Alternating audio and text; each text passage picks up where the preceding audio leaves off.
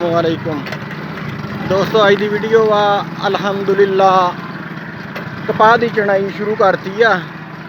तकरीबन 2.5 कनाल जी चुगी आ ते 5.5 मन 2.5 कनाल चो आई आ। ते पिछे टिंडे इदा वा जिदा चुगी नहीं होंगी। ये CKC6 सीड जोड़ा असी अज चुगया आ जी थानू दलन डया वा ये मौसमी कपाह वा। तो हुण सुबह तड़के चुनाई शुरू की सी ते हुण 11:30 बजे चुनाई बंद करती आ। ते आ कपाह जान डई आ फट्टा भरिया, आ देखो फट्टा भरिया जान डया 5.5 मन आ अलहमदुलिल्ला। ते इंशाअल्लाह अल्लाह की ज़ात तो उम्मीद बहुत है 50 मन तक ये एकड़ जोड़ा CKC6 का आई जाना है।